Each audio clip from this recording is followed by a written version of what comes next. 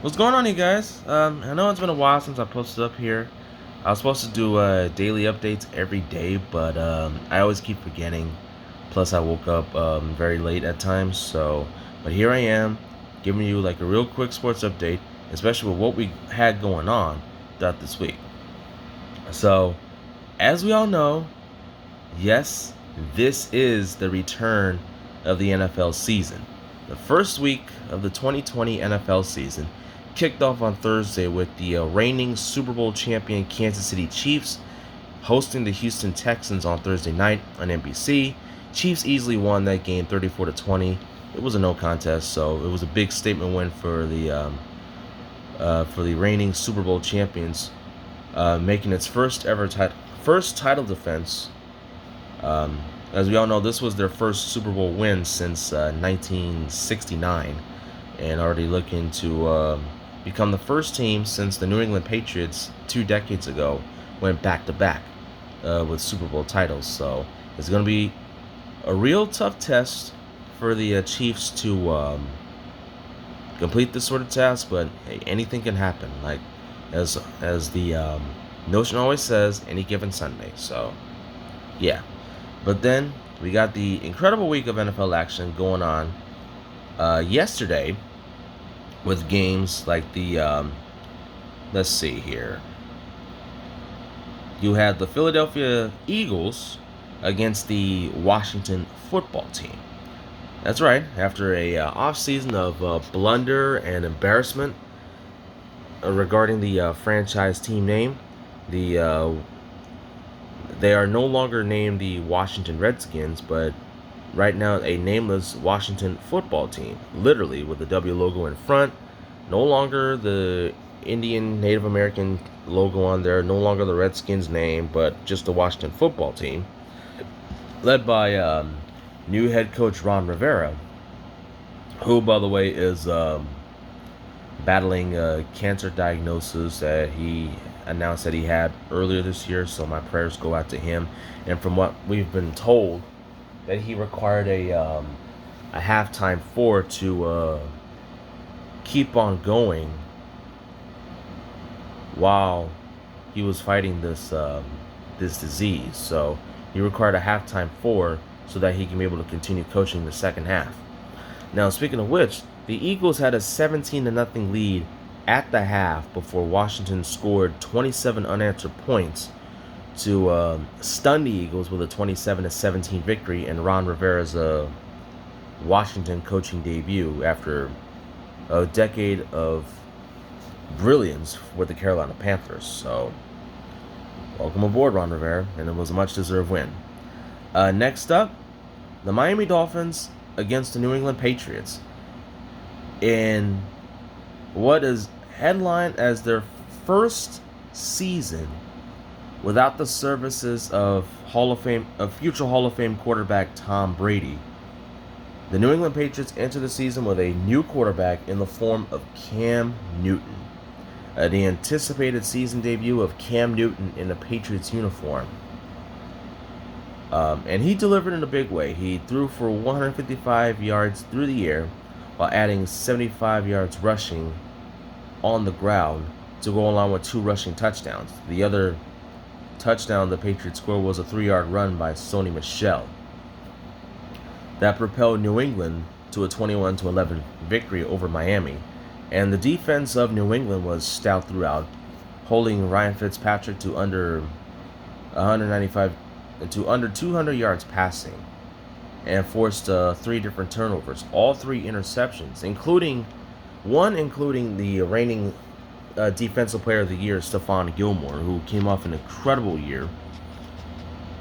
And basically, despite the losses of certain key players, like losing Kyle Van Noy to the Miami Dolphins in free agency, and Jamie Collins and Danny Shelton to the Detroit Lions, and having the likes of Dante Hightower and Patrick Chung opting out of the season due to COVID-19 concerns, the defense was stout. And they were very solid throughout.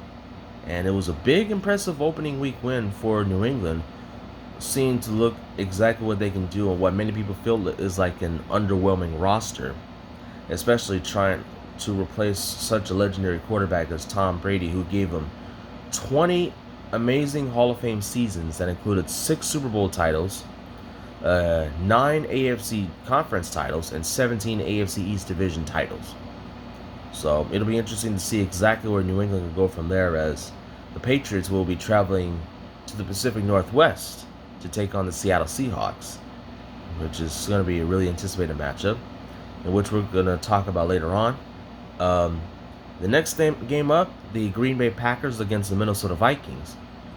Aaron Rodgers came out with guns blazing, throwing for over 300 yards and 4 touchdown passes against the Vikings D that was stagnant from top to bottom. So that was a really good performance for Aaron Rodgers throughout, including a solid running game led behind Aaron Jones, who had 2 touchdowns on the ground as well. And Dalvin Cook, who signed a big-time 5-year or 6-year, $60 million contract extension with the Vikings, was solid on the ground too, but it wasn't enough to make the game interesting. So that was a big win for Green Bay. Next up, the Jacksonville Jaguars against the Indianapolis Colts. The Jaguars won that one 27-20 after trailing big by the second half. And Gardner Minshew, their new quarterback, supposedly of the future, led them back to a 7-point win. So that was a big win for Jacksonville. And what looks like to be a rebuilding year beyond 2020, because every single piece that they had from that 2017 team from that year that made it all the way to that year's AFC title game have all disappeared. From Calais Campbell to AJ Boye to Jalen Ramsey, and recently Leonard Fournette, whom they released before the season began and signed a deal with the Tampa Bay Buccaneers, which I'm going to get to later. So, but Gardner Minshew had a good, impressive showing with a 7-point win. So it was a good win for Jacksonville. Next up, the Chicago Bears against the Detroit Lions. The Detroit Lions had a 23-13 lead in the late in the third quarter, especially starting the fourth quarter. But Mitchell Trubisky and company led Chicago to erased a 10-point deficit to take a 27-23 lead. And with Detroit driving,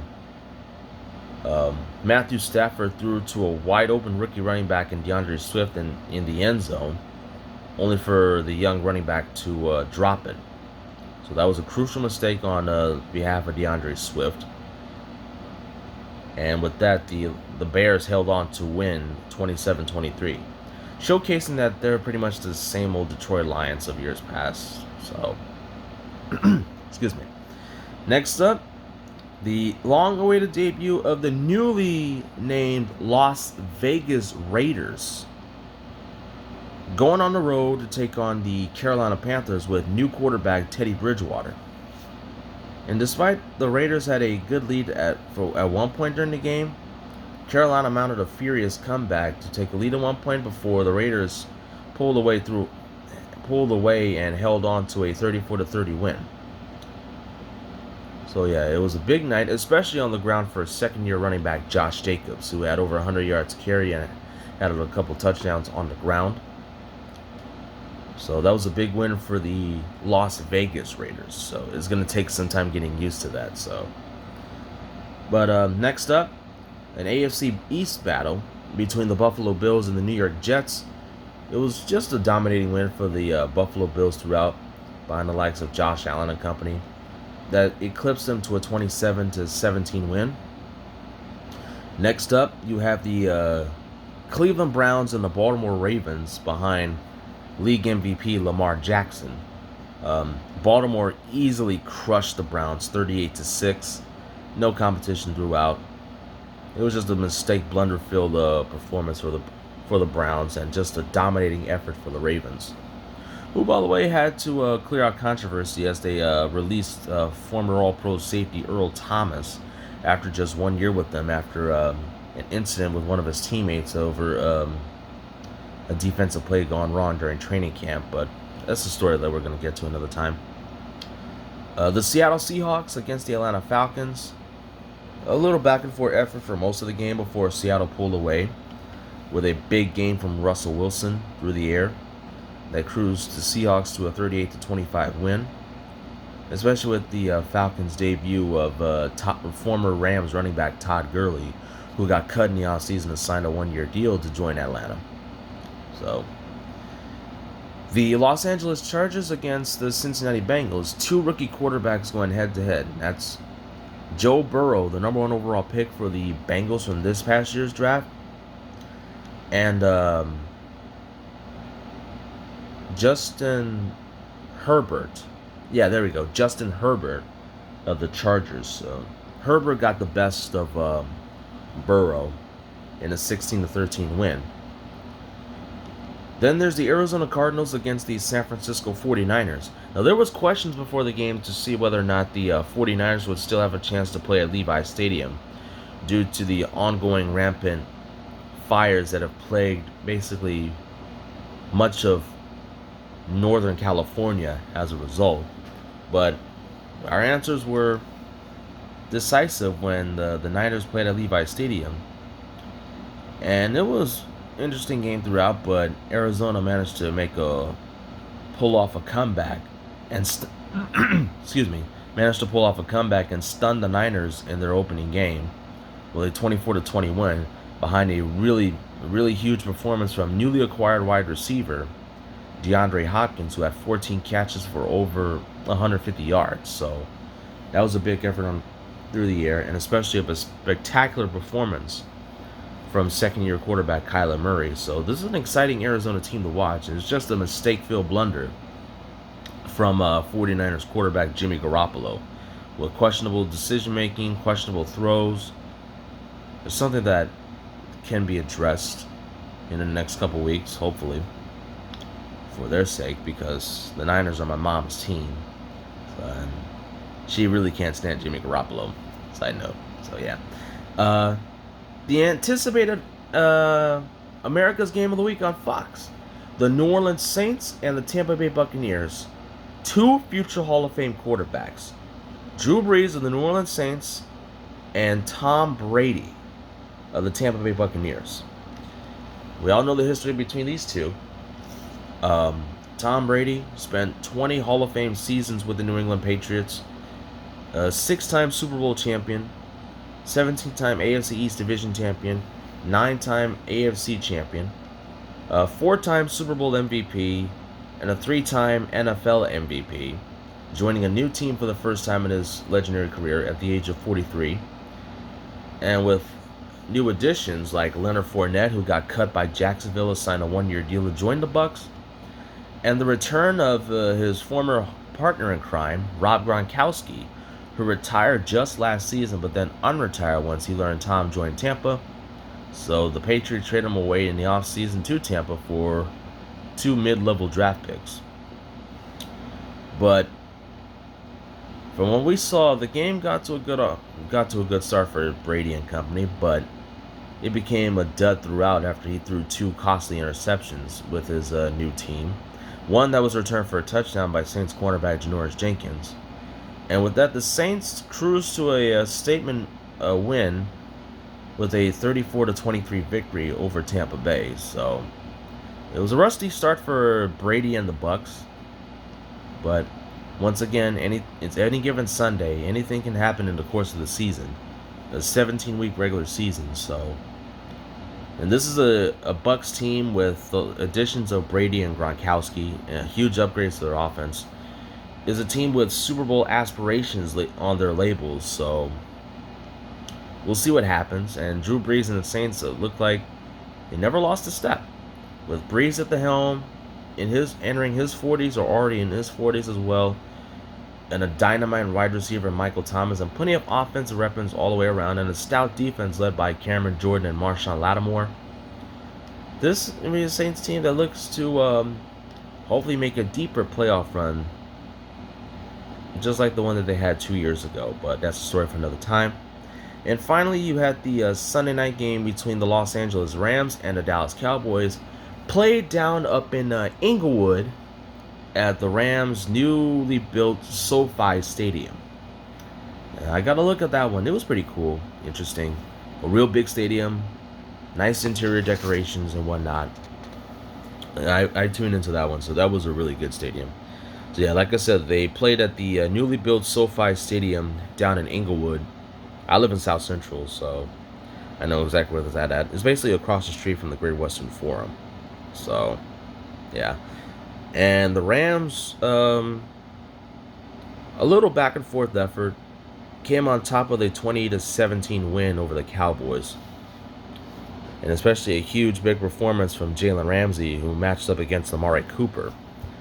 And Ramsey, who already secured a 5-year extension worth over $105 million, which is the first time ever that a defensive back has eclipsed the $100 million mark.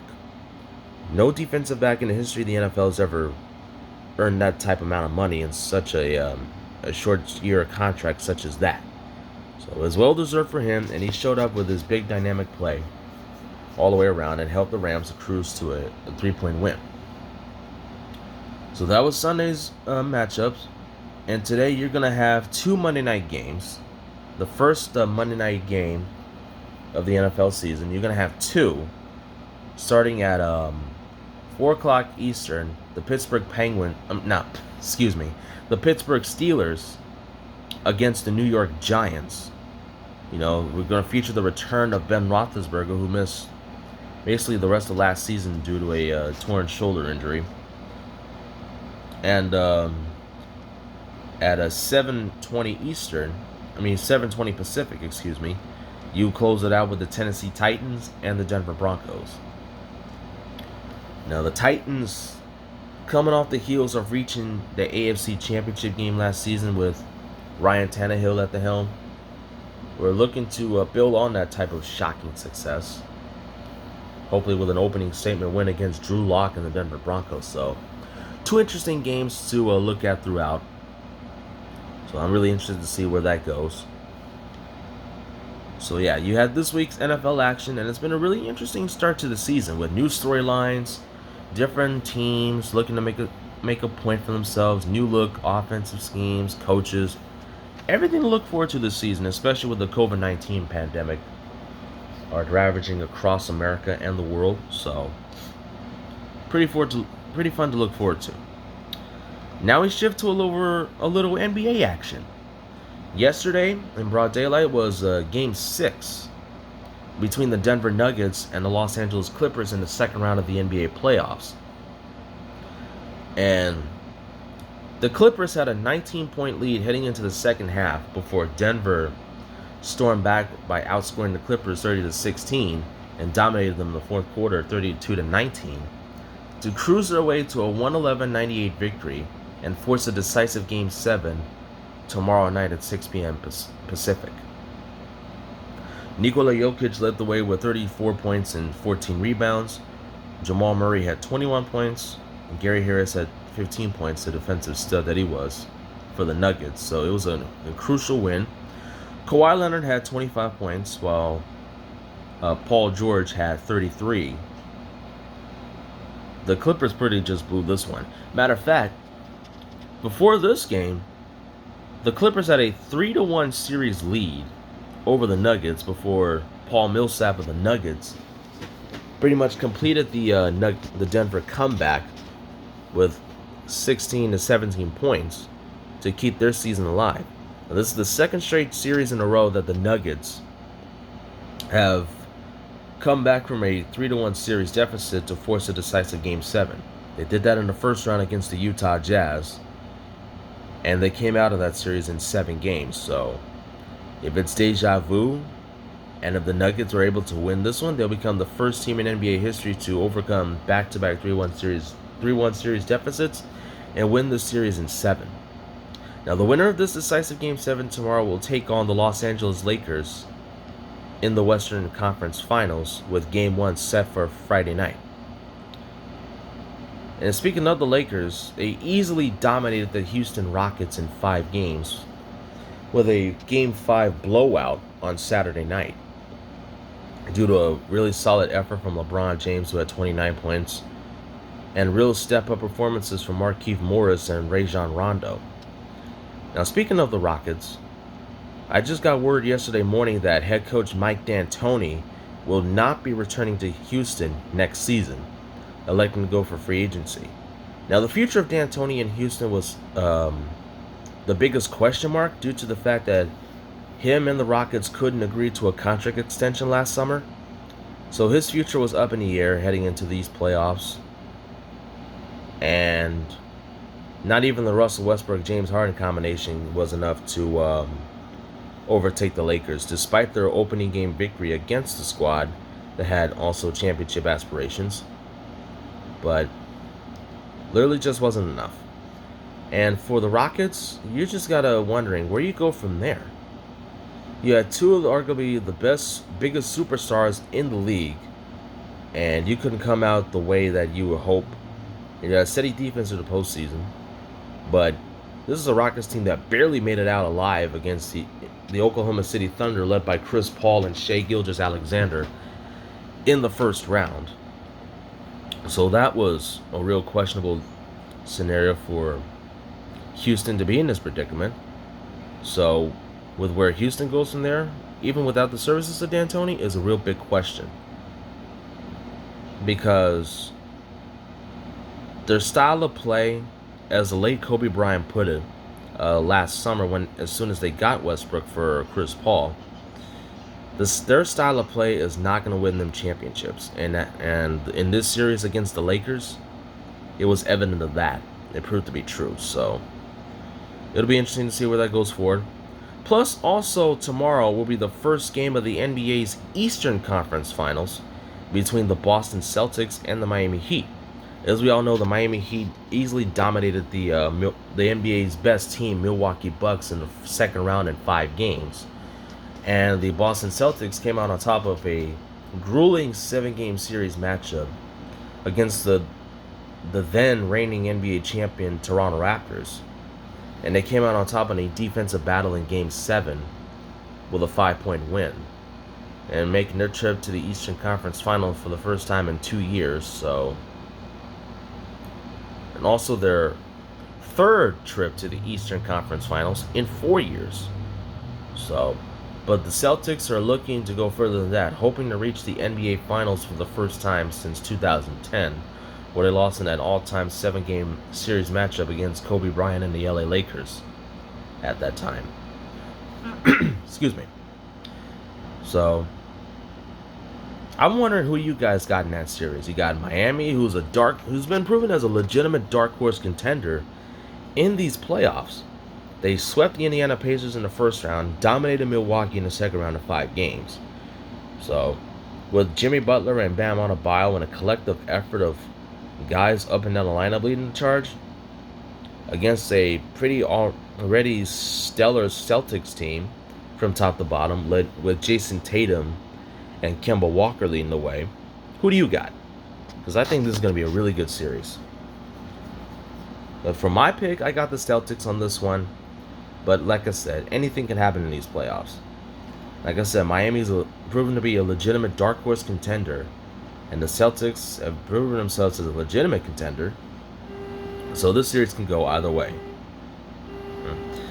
And like I said, whoever wins tomorrow's decisive Game 7 between the LA Clippers and the Denver Nuggets will take on the LA Lakers in the first game of the Western Conference Finals on Friday. So, and from what I noticed from the Lakers, they too had like a historic margin in back-to-back playoff series. They became the first team in NBA history to win the back-to-back series in 5 games by losing the opening game and then win the next 4 straight. They encountered that against the Portland Trailblazers in the first round, and they did it again in the second round against the Houston Rockets. So LeBron James and Anthony Davis in the first year together have put all the pieces together to hopefully make a deep championship run. They've already making a deep playoff run as we speak, and it's just amazing what a 1-year turnaround can do. So yeah, I'm looking forward to see who takes on the Lakers in the conference finals, even though many people anticipate a battle of LA, because it's been brewing since like all off season. Like the battle of LA between the Clippers and the Lakers to see who will come out on top. Because the significance of this this game 7 between Denver and the Clippers is that the Clippers are trying to get back to the conference finals for the first time since 2009, and they've never made the NBA finals as a franchise, as we all know that. And the LA Clippers have never been to the conference finals, so hopefully with the hopeful performances of Kawhi Leonard and Paul George, the Clippers can finally break that mold and avoid what was once a repeated disaster, because the last time they had a 3-1 series lead in the second round of the playoffs was all the way back in 2015, when they had a 3-1 series lead over the James Harden and Dwight Howard-led Houston Rockets. And they blew that one and lost this series in 7 games. So if the Clippers can avoid that, then they'll have a chance to make history. But the Nuggets have proven to be a real legitimate dangerous team from top to bottom, with Nikola Jokic and Jamal Murray leading the way. Even a Twilight-era version of Paul Millsap helping out the mold, and an oft-injured but steady defender in Gary Harris should be able to shake things up. But then again, many people are going to anticipate the Battle of LA in the Western Conference Finals, which, if had it not been for the COVID-19 pandemic, would have generated millions of dollars, guaranteed. Because this is a matchup that's been hyped up all season long, and this is something that everybody will be really expecting. So, but then again, it's the NBA playoffs, and anything can happen. So, yeah, that's my take on that. Now we're gonna jump over to a little quick hockey action, the Stanley Cup Playoffs. Last night, you had Game 4 of the Eastern Conference Finals between the Tampa Bay Lightning and the New York Islanders, as the Lightning cruised to a 4-1 victory over the Islanders yesterday, and they now take a commanding 3-1 series lead as a result, hoping to win one more game to punch a ticket to the Stanley Cup Finals, their first since 2015. Scoring for the Lightning, basically the majority of the scoring came in the second period. The Islanders opened up with a goal from forward Brock Nelson, his 9th of the playoffs, at the 11:27 mark of the second period. But then basically 15 seconds later, the Lightning responded on a goal from Blake Coleman to tie the game up in 1. And then 12 seconds after that, Andre Palat helped them with a game-winning goal at the 11:54 mark with his 8th of the playoffs. And then in the third period, the Lightning pretty much put that game out of reach with goals from Braden Point and Patrick Maroon. And Point missed the last game due to a undisclosed injury, but he was back and healthy and contributed on Tampa's 4-1 win.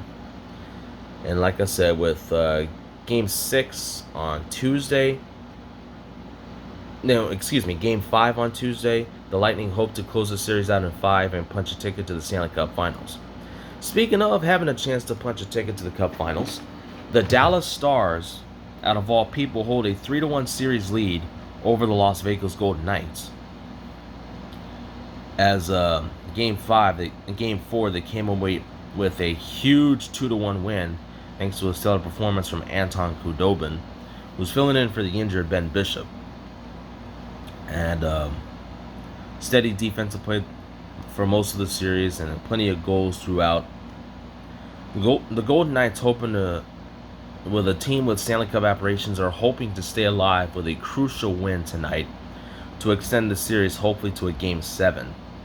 So, and Game 5 of the Western Conference Finals between the Stars and the Golden Knights will begin at 5 p.m. Pacific on NBCSN.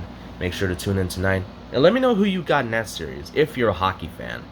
Who you got in this game in particular, and who you got in the Stanley Cup Finals. Just let me know exactly who you got in the finals. For me personally, I would hope to see a Las Vegas Tampa Bay Stanley Cup Finals, but based on the situation with the Western Conference Finals and where that's going, it kind of is going to get the opposite. But I do have Tampa Bay as my lock as a Eastern Conference representative in the Stanley Cup Finals. So, and like I said, It's the Stanley Cup Playoffs. When it comes to the playoffs in particular, in general, anything can happen. Guaranteed. Anything can happen. So, with that being said, those are today's sports update that I have for you guys. Make sure to hit the like and subscribe button and hit that bell notification where you can get my daily updates, news videos that I'm going to be posting up on this content on my channel. Let me know what you think in the comment section. And if you're like a legitimate sports fan, who you got in basketball to win the NBA title? And what matchup do you want to see? If you're a hockey fan, same thing. And what did you think of the opening week of the NFL season? Let me know in the comment section. Hit that like and subscribe button. Make sure to tune in and hit that bell button next to the subscribe button where you can get my daily update on my channel. And with that being said, I'm Nick Johnson, and I'm out. Peace.